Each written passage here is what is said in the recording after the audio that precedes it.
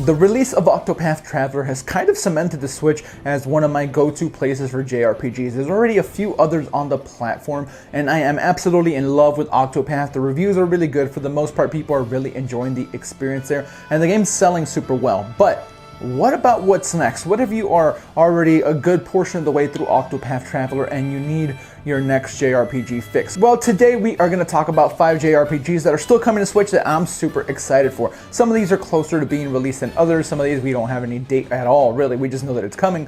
But let's go ahead and get into it with the first one here, which is Shin Megami Tensei 5. Shin Megami Tensei is a long and storied franchise. It has, spin-offs that have gone on to do super well in the form of Persona. And the next one is coming to Switch. Shin Megami Tensei 4 was on 3DS. It's been in the Nintendo family for a little bit now. We have seen it on other platforms as well, but 5 is all about Switch, and that is what we are waiting for. Developed by Atlus and produced by Kazuyuki Yamai, who also produced Shin Megami Tensei 4, one of the development team's goals with the game is to depict and sympathize the characteristics of the time, such as unemployment, unease about retirement, terrorism, nuclear weapons, a lot of really heavy stuff, and it's going to be a hybrid between the profound charm of Shin Megami Tensei Nocturne and the demon-raising gameplay in Shin Megami Tensei 4. Fans of the franchise are really looking forward to this. We had the trailer that you've probably seen by now showing like, hey, this is coming. I just wish we had a date. It's definitely not coming out this year, but 2019 is looking very likely, and I personally can't wait. The next game that we are going to talk about actually has a release date. This winter, Tales of Vesperia Definitive Edition is coming to Switch as well as other platforms. And if you are a fan of the 2008 game that was originally released on Xbox 360, you are probably going to have a really good time with this one. This is, by all accounts, one of the best Tales games. I can't sit here and say I play all of them, but everybody really loves this one, and that's for good reason. It currently has a 79 on Metacritic, so close to the 80. It's a really, really cool game, and it's set in a world reliant on a mysterious ancient technology known as Blastia. The game follows former knight Yuri as he delves into a shadowy plot to use these magical devices to control civilization or destroy. I love the anime art style. I love the whole look. The combat seems like it's really fun as well. I played it a little bit when it originally released, but I never finished it, and Switch is going to be the place for me to do so. I know that I really enjoy playing JRPGs on Switch. Again, Octopath showed that to me, and I am very excited to play this remaster / definitive edition when it comes out later this winter.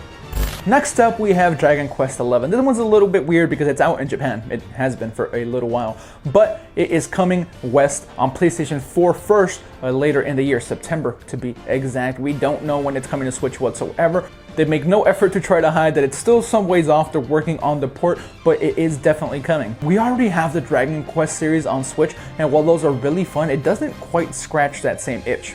The game is set in a fantastic world where it's said that the Great Tree of Life was the source for all of life in it, a gigantic tree in a floating island in the middle of the world. The player takes the role of a young man with a strange birthmark on his left hand, turning age 16 from Ishii village, where he grew up with a childhood friend of the same age, Emma, in a coming-of-age tradition of the village. He must climb a great mountain called the God's Rock, where it is said the spirits of Earth dwell. Upon his success, the protagonist finds out that he's actually the reincarnation of a hero who saved the world before and must again be on a mission against forces of darkness, described by the other characters as the Lords of Shadows, and the risk of resurrection of the Dark One. While that might not be the most original take on a JRPG story, you are a hero that is awakening and you find out that you are going to save the world. We get it, but the combat and the art style all kind of just like marries together and makes this like super cool game that people have been wanting on the West for quite some time, and it's finally happening again. PlayStation 4 will be released first, Switch at a later date, not in 2018. I wish we had more concrete information there, but they do say that they are having some issues with the port, but it is still definitely coming. Dragon Quest XI, one that I know a lot of people are excited for, and I know I am excited for as well.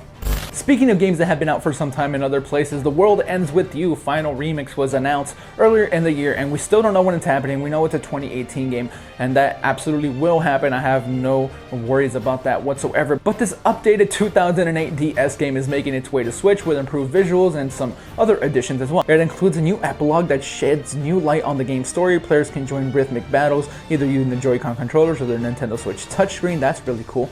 The game is scheduled to launch this year. We already know that, but if you've never played this, this is one of the highest rated JRPGs on DS. A lot of people really loved it, and a lot of people played it as well, and you know, now it's getting remade. The touchscreen controls while playing handheld is probably going to be a really good thing because it had touchscreen controls on the DS, obviously, so carrying that over is really cool. Using the Joy-Con Pro controller, all that stuff is going to work beautifully.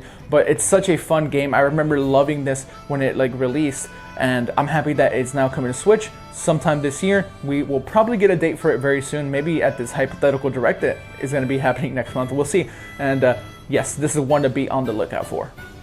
The last game we're going to talk about today is coming out as soon as September 1st. Xenoblade Chronicles 2 Torna the Golden Country is being released. It's going to be available both as DLC, standalone, and if you own the game, you can of course get that as well. In this expansion, you will guide a group of legendary warriors on a journey through the tragic history that doomed a kingdom and drove a hero down a dark path 500 years before the events of the Xenoblade Chronicles 2 game. Defend yourself from Malos and his forces using the fury of this refined battle system, allowing you to fight as both the artificial life forms known as blades and their masters, the drivers.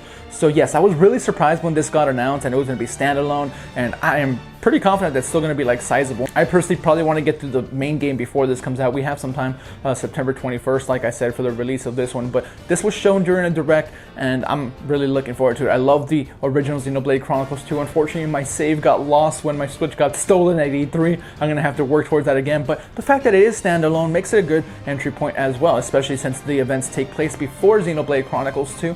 But I just personally like playing things the way that they are intended, in the order that they are released, even though this does take place before in the whole timeline. But there you have it. That is 5 JRPGs that I am still super excited for now that Octopath Traveler is out. That was like the one because it was so beautiful to look at, the style of it and the whole, hey, there's 8 stories instead of one big one. To me, that's like kind of new and refreshing in JRPGs, and you know, a lot of these are way more traditional where there's this cataclysmic type threat. But regardless, this is a lot of JRPG fun still coming to the Nintendo Switch. If I forgot about any, let me know in the comments below. I'm always on the lookout for really cool JRPGs. So sound off, let us know what you think. These are 5 that I'm sure are going to be super awesome in their own way. Some we know that because we've played them, because they've been out on other platforms. Tales of Vesperia and The World Ends With You are those. Shin Megami Tensei 5, we have Dragon Quest, and Xenoblade Chronicles 2 expansion to look forward to as well. But thank you for watching. Hit the thumbs up if you enjoyed the video. Subscribe if you're not subscribed. Twitter and Discord links are in the description, and we will catch you on the next one. Switch Wars out.